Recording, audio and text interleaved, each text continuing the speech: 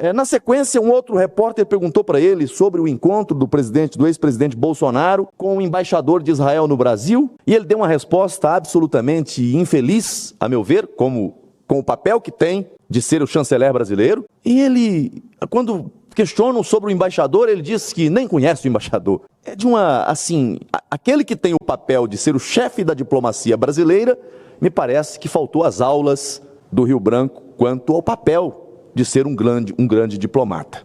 Então, eu estou fazendo aqui duas considerações. Primeiro, uma consideração de reconhecimento ao papel da diplomacia brasileira nesse episódio. Mas quanto à performance pessoal do ministro, eu tenho que ressaltar que ele age mais pela política do que pela diplomacia. E em momentos como esse é preciso colocar de lado a política, as rivalidades internas. Que mal tem o ex-presidente da República, presidente Bolsonaro, que todos sabemos tem das melhores relações com o Estado de Israel, de interceder por aqueles brasileiros? Que pecado há nisso? Olá, meus amigos. Hoje, segunda-feira, 13 de novembro de 2023, como sempre, dia de sessão não deliberativa no Senado Federal. E o tema mais debatido no momento é, claro, a volta dos brasileiros, a retirada dos brasileiros da área de conflito entre Israel e Hamas. Quem falou sobre esse tema hoje no Senado Federal foi o senador Marcos Rogério, que foi bastante firme em seu discurso. Senador Marcos Rogério, que tem se mostrado um dos grandes defensores das pautas de direita, das pautas conservadoras no Congresso Nacional. Acompanhe a fala do senador Marcos Rogério em seu discurso hoje na tribuna do Senado Federal. Inicio a minha fala, senhor presidente, registrando esse dia histórico para o Brasil, onde os 32 brasileiros que estavam na região de conflito, na faixa de Gaza, deixam o Egito depois de atravessar a fronteira e estão a caminho do Brasil. Estavam na zona de guerra na faixa de Gaza. Graças a Deus. Deixaram a área, obviamente, depois de um longo período de sofrimento, de angústia, de incertezas. E eu quero, nesse momento, fazer um registro à diplomacia brasileira. Registrar o esforço da diplomacia brasileira, do governo federal e de todos que agiram, de todos que contribuíram para esse desfecho. Ontem eu assisti o ministro de Relações Exteriores do Brasil, ministro Mauro, assisti toda a sua entrevista. E ao passo que saúdo o papel da diplomacia, o empenho na solução dessa situação, eu não posso deixar de sublinhar também que em momentos como esse, as vaidades devem ser deixadas de lado, devem ser colocadas ao largo do tema, porque o objetivo central é o resgate daqueles que estão a sofrer. Exatamente. E em dois momentos ontem me chamaram a atenção. O primeiro, quando ele diz que 32 estão vindo, 2 pessoas ficaram por opção própria, não quiseram vir. E aí ele disse que não sabia se era avó e neta ou se era mãe e filha, mas ele disse que essas pessoas receberam ali apoio, suporte psicológico dos militares da Força Aérea e depois de ter recebido esse atendimento resolveram ficar. Na sequência, um jornalista de uma emissora de televisão faz uma pergunta a ele: ministro, essas pessoas que receberam suporte psicológico da Força Aérea Brasileira, eles atravessaram a fronteira e estavam no Egito? Aí ele diz: não, eles não chegaram a atravessar a fronteira. E aí ficou uma grande pergunta, um grande ponto de interrogação. Os militares brasileiros estão na faixa de Gaza? A Força Aérea Brasileira está na faixa de Gaza? Conseguiu atravessar? Porque os brasileiros não estão conseguindo passar de lá para cá, teve uma dificuldade enorme. Agora, militares do Brasil, pela fala do ministro das Relações Exteriores, estão na faixa de Gaza. Olha, o ministro, eu vou usar um termo bem ameno, se equivocou quis vender uma narrativa para vender a ideia de um governo piedoso, que não é necessário. O mais importante ali é dizer claramente que esses brasileiros que lá estavam estão vindo e que tem a colaboração, obviamente, de todos. E aí, estou fazendo esse registro porque, na sequência, um outro repórter perguntou para ele sobre o encontro do ex-presidente Bolsonaro com o embaixador de Israel no Brasil. E ele deu uma resposta absolutamente infeliz, a meu ver, com o papel que tem de ser o chanceler brasileiro. E ele, quando questionam sobre o embaixador, ele diz que nem conhece o embaixador. É de aquele que tem o papel de ser o chefe da diplomacia brasileira, me parece que faltou às aulas do Rio Branco quanto ao papel de ser um grande diplomata. Então eu estou fazendo aqui duas considerações. Primeiro, uma consideração de reconhecimento ao papel da diplomacia brasileira nesse episódio. Mas quanto à performance pessoal do ministro, eu tenho que ressaltar que ele age mais pela política do que pela diplomacia. E em momentos como esse é preciso colocar de lado a política, as rivalidades internas. Que mal tem o ex-presidente da República, presidente Bolsonaro, que todos sabemos tem das melhores relações com o Estado de Israel, de interceder por aqueles brasileiros? Que pecado há nisso?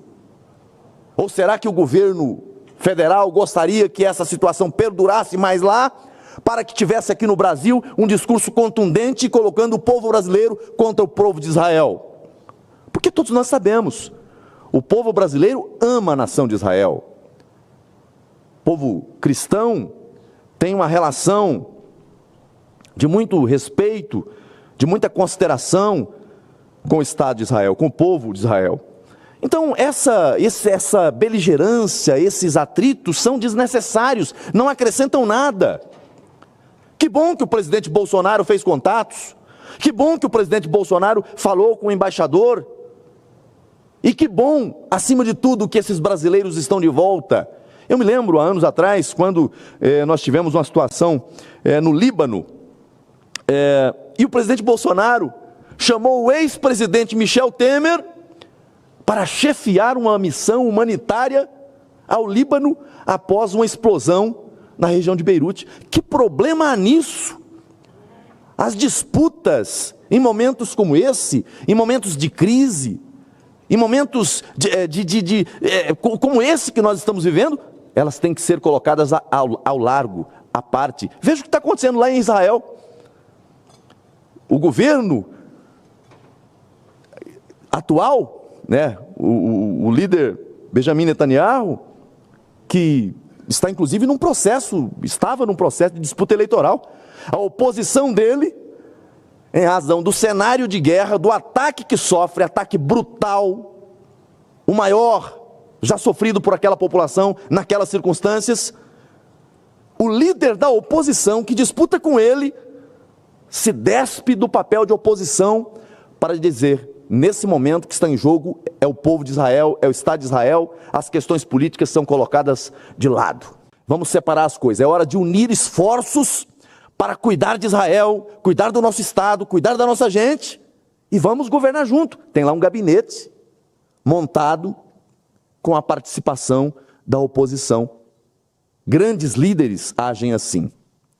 E eu quero aqui ressaltar a postura do presidente Bolsonaro de não polemizar essa questão, de não entrar nesse jogo político bobo, porque num momento como esse, repito, é de se reconhecer o trabalho da diplomacia brasileira, mas é de se estranhar a grosseria, o modus ruim de trato com aqueles que se empenharam em ajudar. E por quê?